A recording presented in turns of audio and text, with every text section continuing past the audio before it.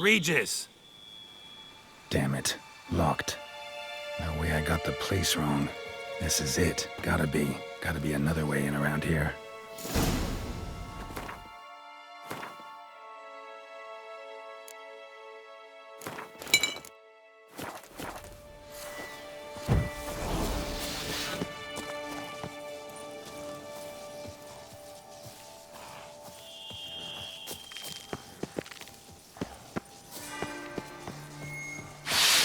Show me what you got.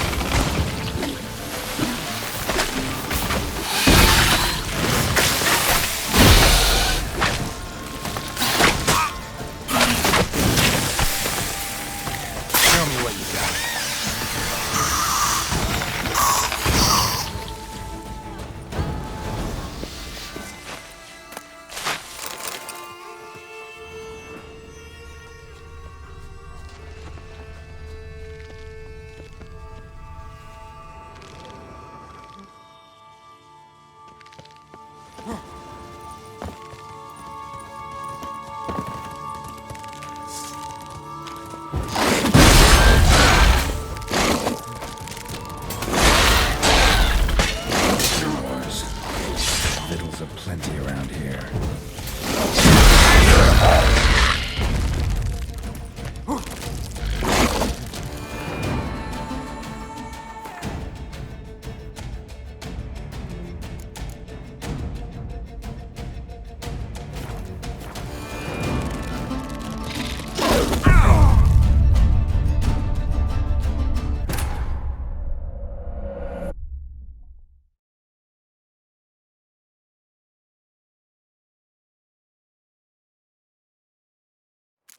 Caking wars. There's a plenty around here.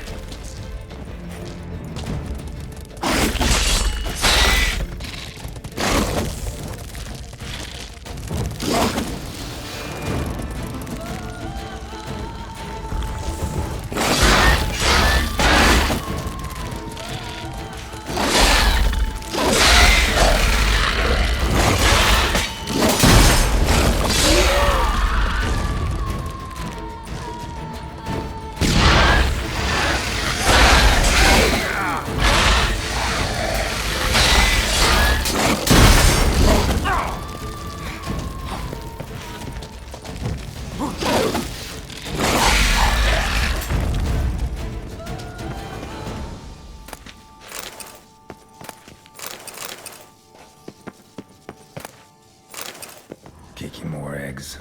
Need to incinerate these to ash.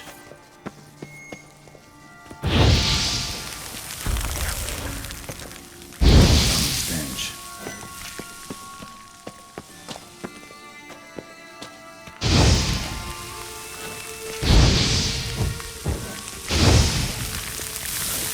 Just wonderful.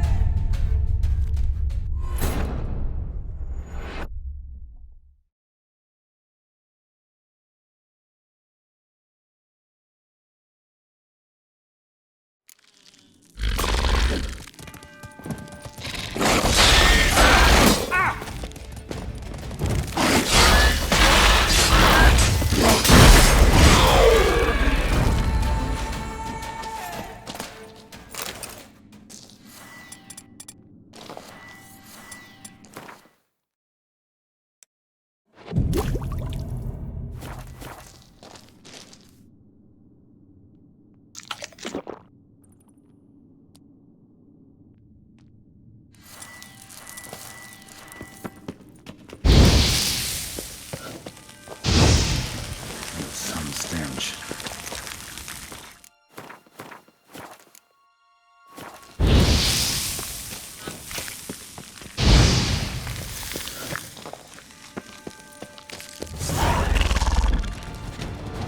Shit.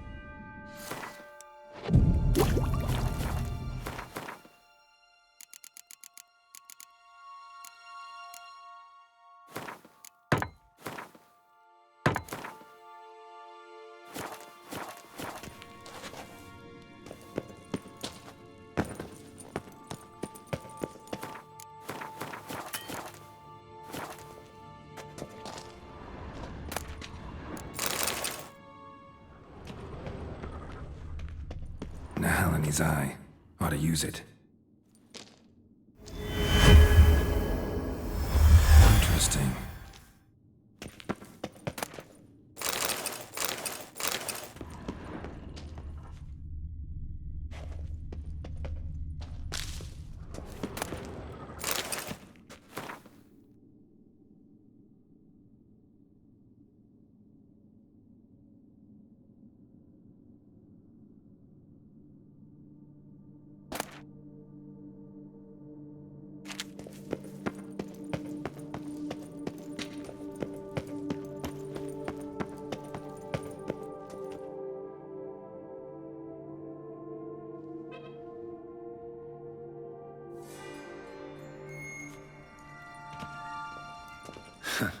Agreed to meet a vampire at a cemetery. How much more cliché can you get? Nothing comes readily to mind. Could have left the door unlatched. What of my privacy? I value it rather deeply. Unmolested, especially by unwanted guests, that's my preferred state.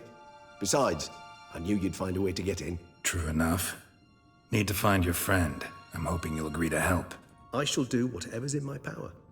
Yet what you want or even need must matter little. What matters is what Dettlaff wants. If he does not wish to be found, you will not find him. Ever. End of story.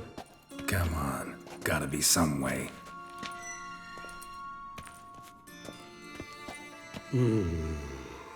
Vampires can evade detection by the senses, and no divination magic works on us. Even the most precise megascope would be useless. And this? Could this help? Wherever did you get that? Off one of the beast's victims, found by a bend in the river. Body was chopped in pieces. 3 of those pieces were hands. Hand with the ring seemed the odd one out, but Bruxa had taken an interest in it.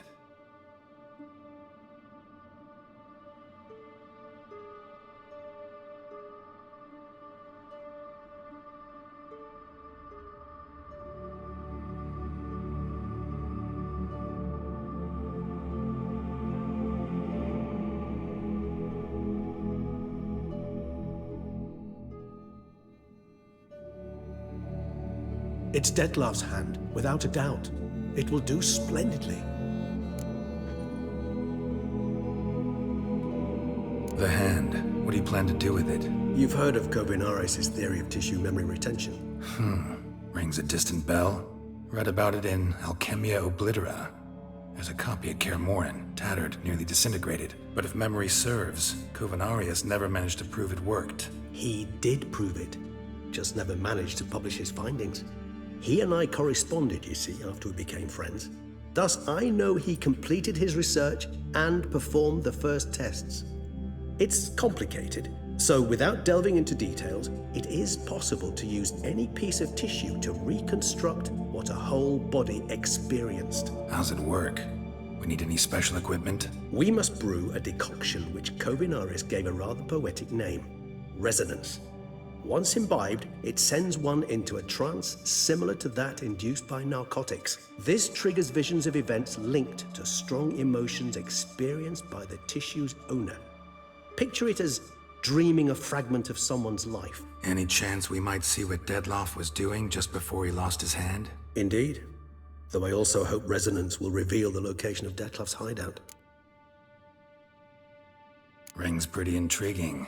Made of no metal I've ever seen. And the ornamentation. It comes from our home, where we lived before the conjunction of spheres. It's actually mine. I received it from a dear old friend. You might call him a humanist.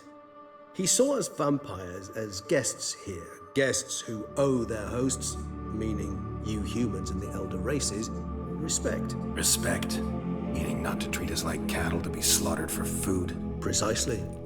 And the reason why I, in turn, gave it to Dettlaff. To remind him of the ideals my old friend championed. Can't you just summon Dettlaff? You're both hired vampires, there's gotta be a way. If I'm to be entirely candid, there is indeed one. But believe me, we will be better off never availing ourselves of it. It is a last resort. Absolutely. Last resort? The hell? Why? There is a being who can summon Dettlaff. Possesses the authority, even the power, to force him to appear in a given place. But the very act of contacting this being, well, it's akin to walking a slack line extended over a chasm filled with molten lava. An exercise as perilous to me as it would be to you. A risk I'm unwilling to take. I beg you, let's do it my way. It will be both quicker and easier.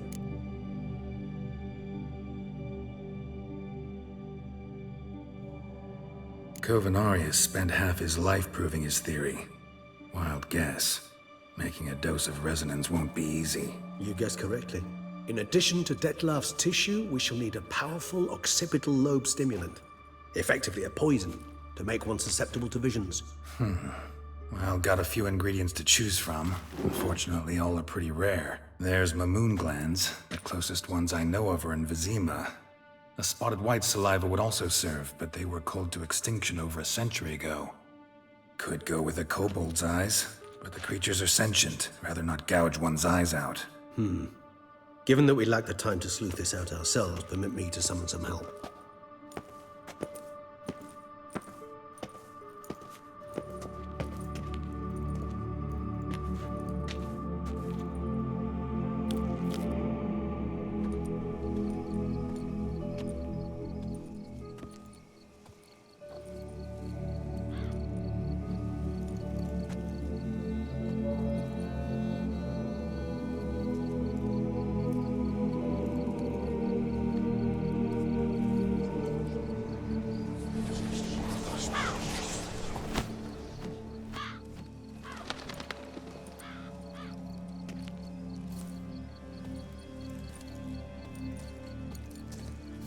What was that? A raven? Rather a common sight at this latitude. Very intelligent fowl.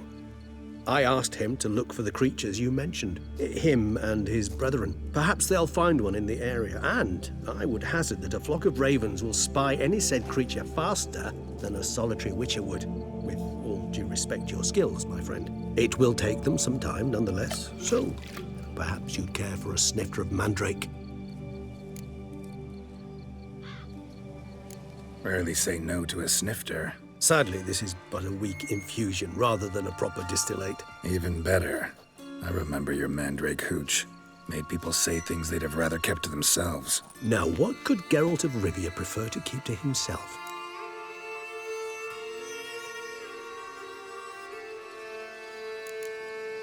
Everyone's got some secret. I agree wholeheartedly. I also believe it wise at times to share one's secrets, unburden oneself to those one can trust. This your sophisticated way of asking me if I trust you? I prefer almost always to ask indirectly.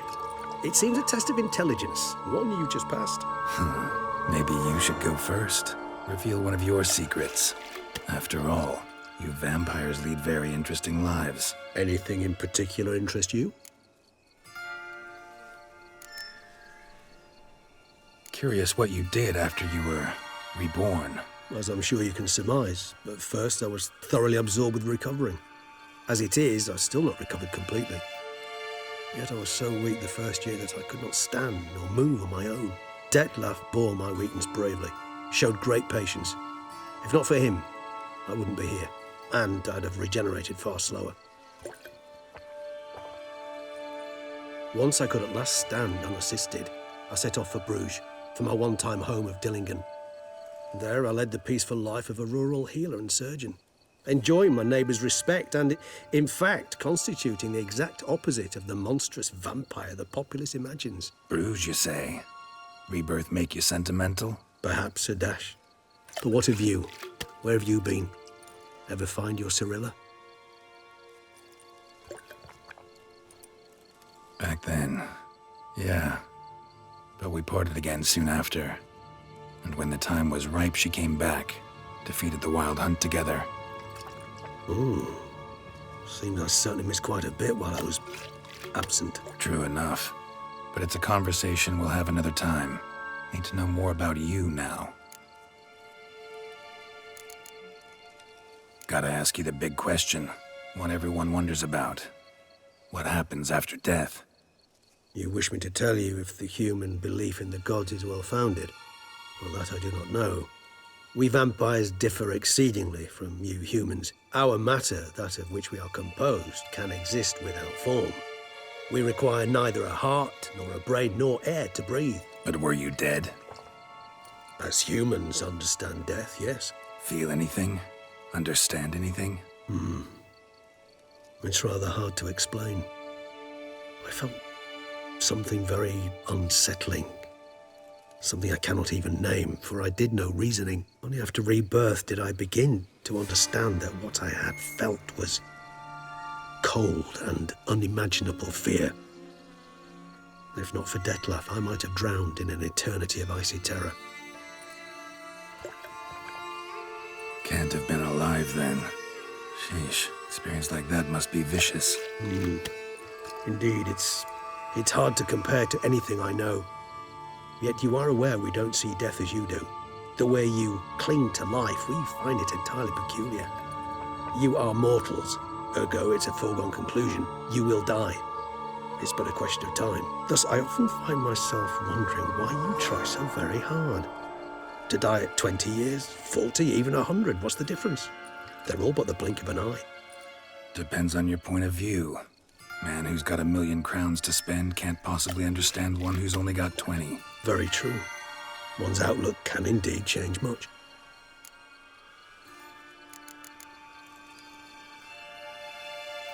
Got a new life, new body. That give you a new start? Blank slate? Starting all anew is a very broad concept. What exactly do you mean? Your blood addiction, say. Wondering if your body's the same, if it still remembers. Maybe if you drank now, you wouldn't get hooked. All addictions are a form of slavery. Re-addiction's not a risk I'm willing to take, just to test a hypothesis about corporeal regeneration and whether propensities carry over. Fair enough. Curiosity, that's all. Sorry.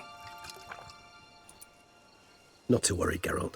Curiosity is a natural reaction under the circumstances, apart from which I've always valued that trait in you.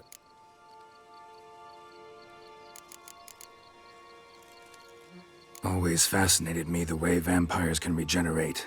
A hand growing back is one thing, but Detloff recreating you out of a wet smear? Something else entirely. A difficult and laborious process, but one that's possible, as my presence proves. But I've heard you too had quite the adventure. They say you lost your memory. For a bit, but Triss helped me get it back. Actually, pretty damn lucky I only had amnesia. Yes, you humans are rather buggered in those terms. To strip you of life is, well, it's just plain easy. I've always pitied you in that regard. We vampires are much harder nuts to crack. If a member of another race kills one of us, we can be reborn with a living higher vampire's help. However, if one of our own strikes the deadly blow, death is permanent. There can be no rebirth. One of the chief reasons why vampires long ago swore never to fight one another.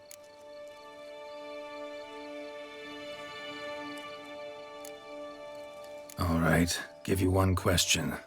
What do you want to know? One question to ask one as fascinating as you, Geralt. Cruel parsimony, I'd say, but I shall do my best to make it count. If you were to die and be reborn as I was, in your new life, would you choose to be a Witcher?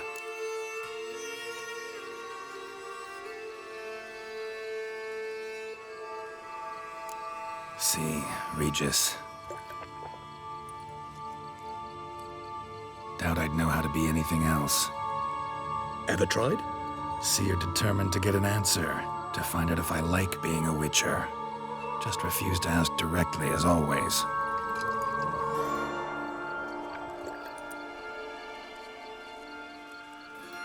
I like being on the path. I like picking up a lead, a trail. I like the tension right before a fight. And nothing gets my adrenaline flowing like battling a beast. Even gotten used to people treating me like a freak, an outcast. Yeah, not something I think about much, but I like being a Witcher. Thank you for being honest. Honesty is an attribute of the truly brave, and thus a privilege of the very few. Still no sign of your winged friend. Sure it understood what you wanted? Dead certain. Let's wait a bit longer. It'll return soon, don't doubt that for a moment.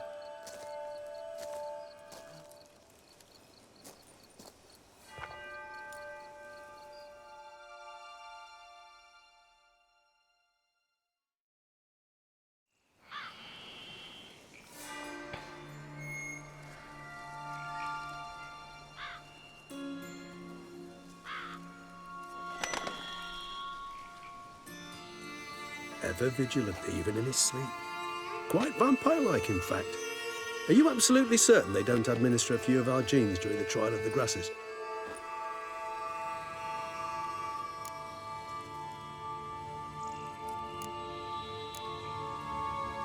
Far as I know, none.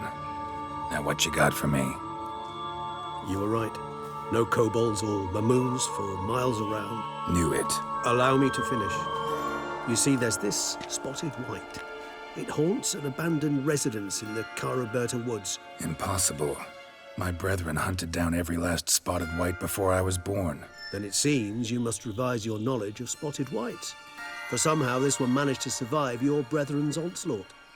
It seems I know this home it haunts. Recall a tale about it. Locals believe the place cursed. Perhaps that's how the White survived entirely unmolested. Know anything else about this curse? I don't recall much in particular. Really don't attach much importance to such things. It was mentioned to me as an anecdote, no more. Come on, search your memory. Something, anything could be important. I believe it had a relation to hunger, or, perhaps greed, rapacity. Someone was punished for something. Textbook definition of a curse, pretty much. Sorry, Geralt, I try not to clutter my mind with the details of every far-fetched tale I happen to hear. What are your thoughts? A specimen of a species thought long extinct, and a curse, in one place. That a coincidence, or are they related? Ah, professional curiosity. Personally, I've nothing against you delving into this dilemma, but please remember we need the White's saliva. Nothing beyond that. Whites rarely appear in the woods, even less likely to find them in abandoned human homes. They inhabit remote wildernesses, old abandoned cemeteries. What's your point? This might not be a spotted white after all. Your little helper might have made a mistake. I sincerely doubt it. Ravens are devilishly intelligent creatures, and they've highly developed observational skills. What exactly did they observe? The area around the estate, it's covered in spoons. Spoons? Spare me the skeptical smile. I'm but the bearer of this news. Or perhaps this spotted white is a hoarder. Or the spoons are somehow related to the curse. Let's do this. Start making your decoction while I go get some saliva from that white. Uses it in its brews. Do you imagine the white will simply sell you some? Worst case scenario, I'll bring you its salivary glands. They ought to do as well. For a moment there, I imagined you asking the white to spit into a vial. Quite amusing as a thought, but the salivary glands will do fine indeed. So, see you later. Yes, till later. I shall start by perusing some tomes. Tomes? Thought you were gonna make this decoction. We require one last ingredient. Alas, obtaining it could prove a trifle toilsome. Thus, I hope to identify a suitable alternative. All right. Good luck. And to you, my friend.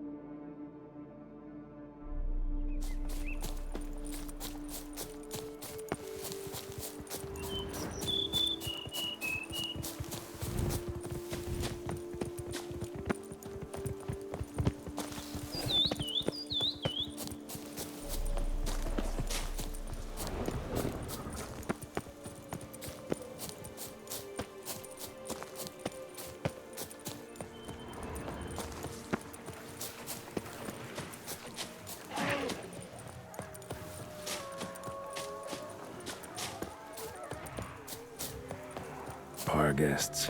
Never a good omen. Come on.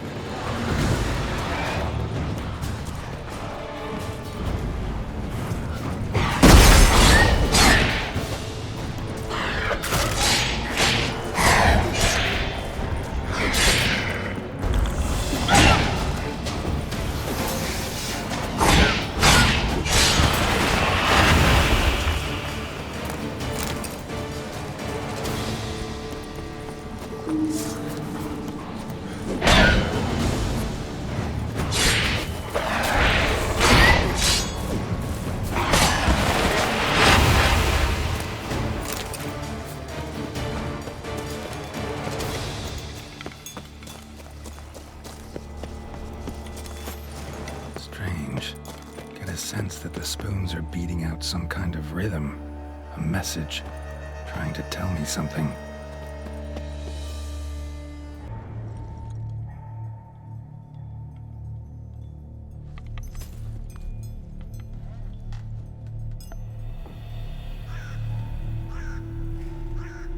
None shall sit and dine with you at your table. No spoon you have shall sate you. Never again shall you wish to spy your reflection in the mirror. Sounds like a curse, all right.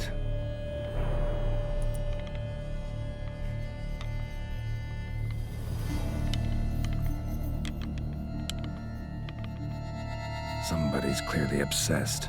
Regis mentioned the place might be cursed. Can't be a coincidence. Need to look around.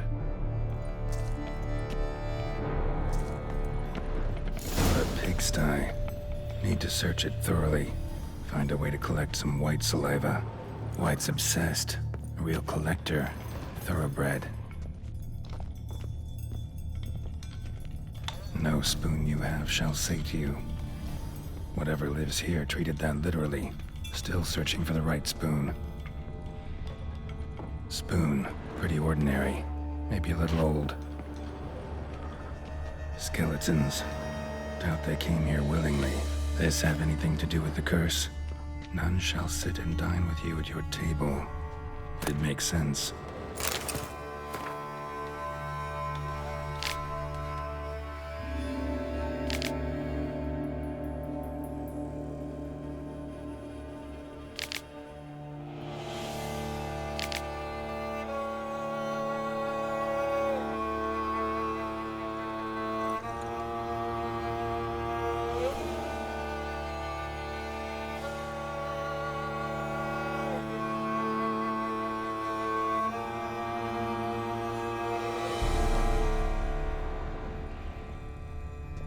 Right on, bit right off. Teeth all knocked out. Somebody tried to force feed him. Woman's name scratched into this wooden spoon. Romantic. No claw or fang marks. Probably choked to death. Broken neck. Indentation in the skull's lateral surface. Smacked in the head with something heavy. Another spoon. Yep, just as normal as the last one. Same key. Sophisticated crafting. Tag bears a description. White's a true collector. White's obsessed. A real collector. Thoroughbred.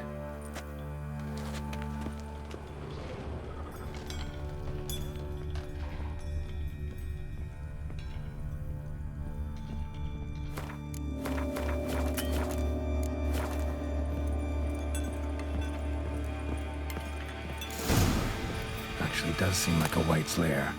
Bit atypical, but still. Cauldron should be somewhere around here.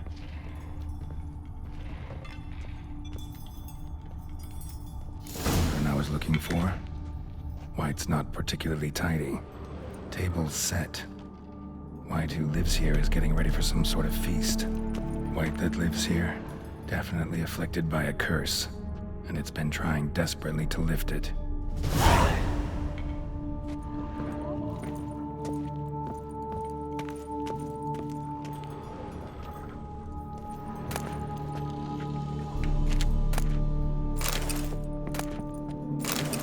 Spoon, pretty ordinary, maybe a little old.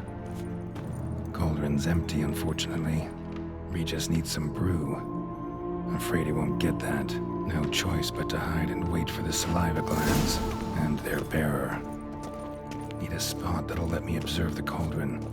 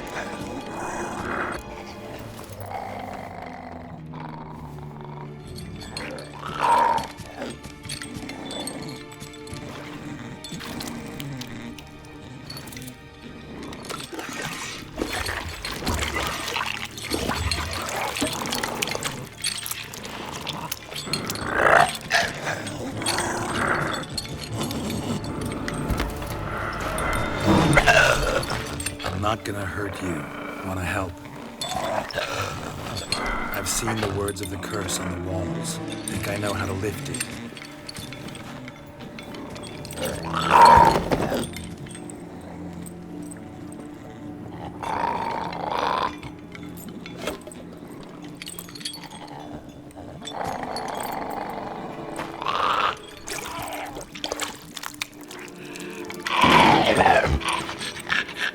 Tried to bring folk here, convince them to sit at the table with you, right?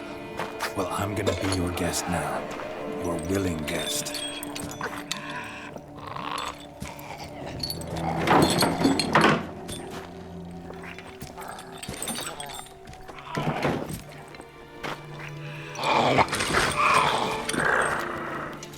Just need a bit for Regis. And now we'll tend to you.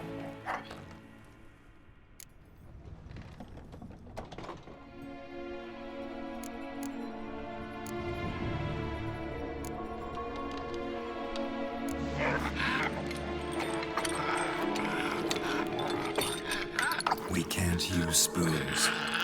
Oh, that won't work. You've been looking for a spoon that would feed you, but there's no such spoon. We need to eat without spoons.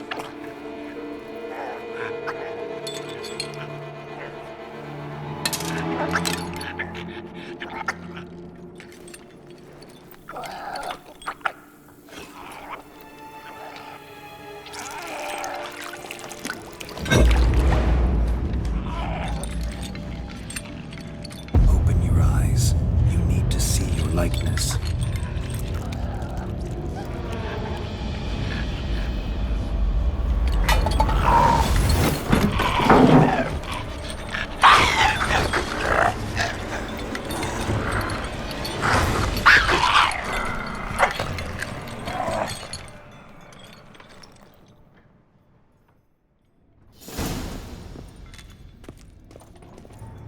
Think it worked.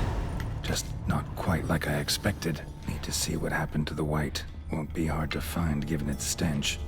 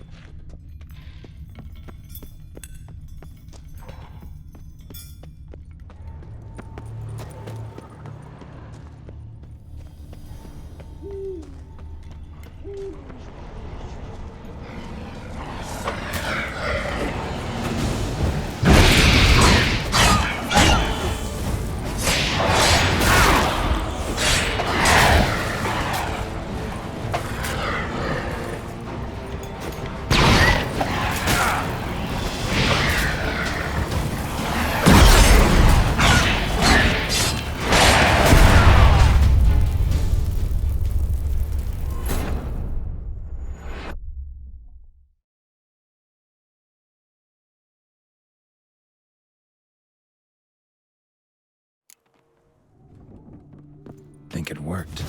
Just not quite like I expected. Need to see what happened to the white. Won't be hard to find given its stench.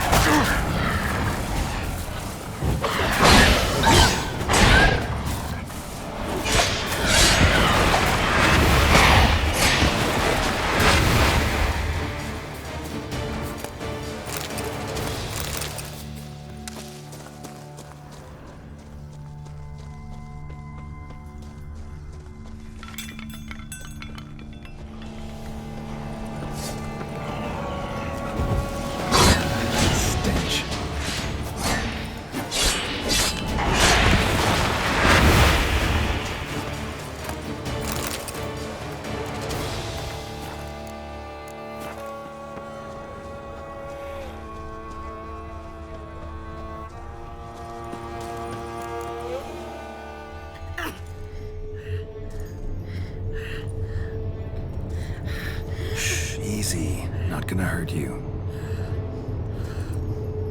Eat. I must eat.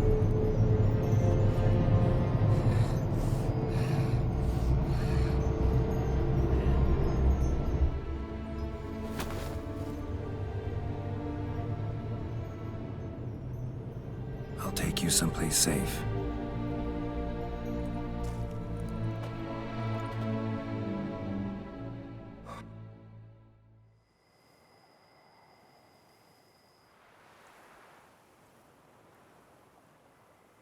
So I took her by the hand and led her here. Seemed the only sensible place for her. You did the right thing, sir.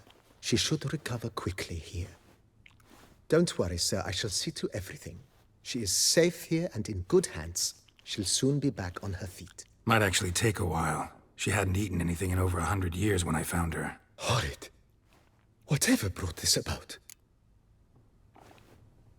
Told me her story on the way here. Her name's Marlena. She was once the very beautiful and proud heiress to the Trastamara estate. One evening, when she was holding a banquet for friends, a beggar came to her gate seeking alms. He had a bowl and a spoon with him. He sat outside her fence and waited. I've heard of the custom. An ancient rite of hospitality that obliges one to give food and drink to such a guest lest he depart hungry. To neglect the custom is to bring great misfortune down upon oneself. Marlena didn't care a whit for the old customs. She drove the man off, saying she'd rather feed the leftovers from her feast to her dogs than to give the beggar anything. The beggar then broke his spoon, cast a curse. She was beautiful, so he said she'd never wish to look at herself in the mirror again. Since she adored feasts, he swore no one would ever wish to sit and dine with her. And as she even refused him the crumbs from her table, he swore she'd never find a spoon in the world that would sate her hunger. A harsh punishment. I imagine lifting the curse was hardly simple. Curses are tricky. They play on irony. Always gotta figure out what the catch is. Marlena had spent decades looking for a way to lift it. Transformed into a white, she stole spoons and lured folk into her home, trying each time to get them to dine with her. Didn't work. So what did? Someone had to sit down and share a meal with her, of their own free will. They had to eat without using spoons, and make her look at her reflection. That's it? That was all it required? Simplest solutions are sometimes the last that come to mind. Besides, when you're a white, it's pretty damn hard to find willing human company for a feast. I imagine so. But, most importantly, it is now over. Please, don't worry. She will be in good hands here.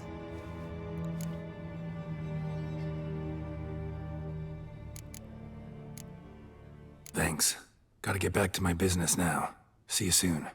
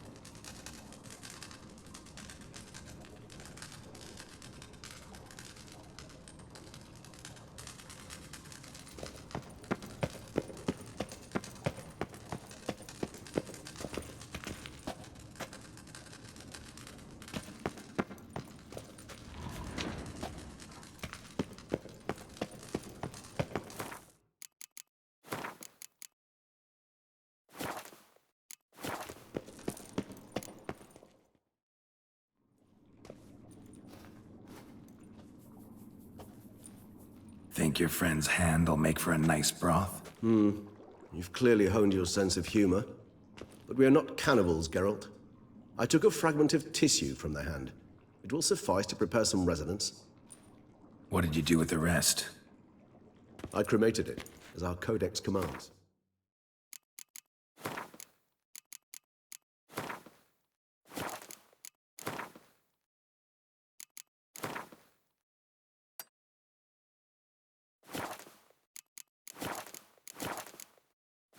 A raven told me you'd acquired the necessary ingredient.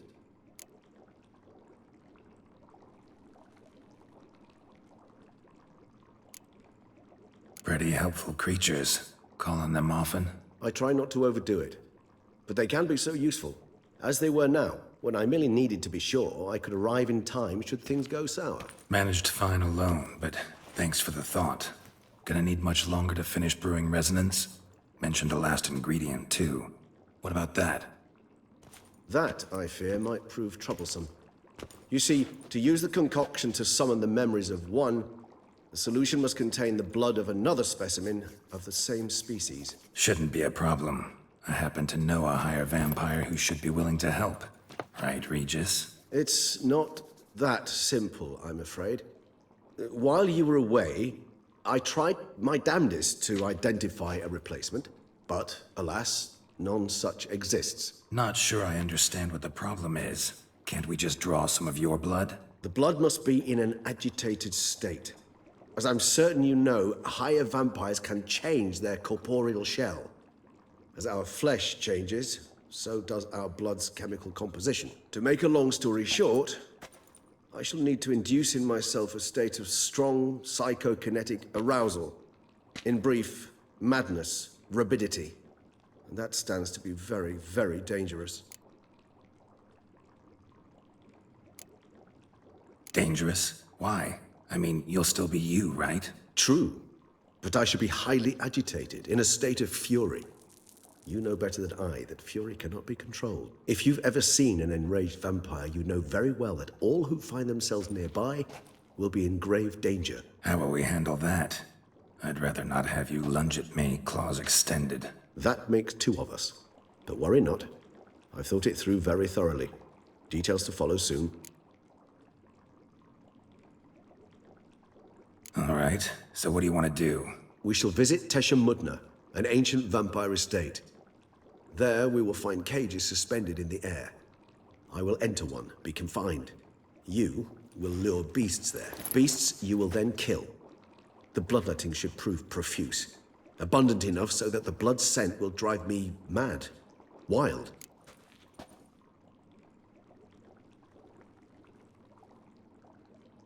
Teshem Mudna. What's it like? It is a place of torment. A torture chamber. Long ago, shortly after we'd arrived in this world, one among us named Kagmar developed such a taste and lust for human blood that in one night he could imbibe an entire village. This brought trouble on the entire species. Common folk wearied quickly of living in constant fear. They began to hunt us, seek the aid of mages and witches in tracking us down. So what? Not like they could ever hope to kill you. But they were bothersome. Forgive the comparison, but when did you last enjoy mosquitoes buzzing around your head?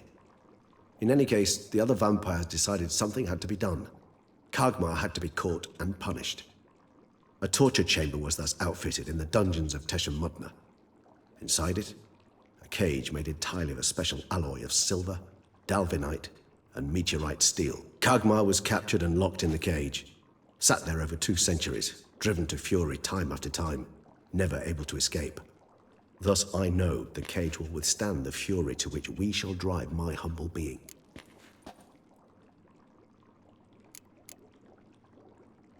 Little expedition's starting to sound dangerous. Think I better prepare. I understand completely. Do tell me when you're ready to set off.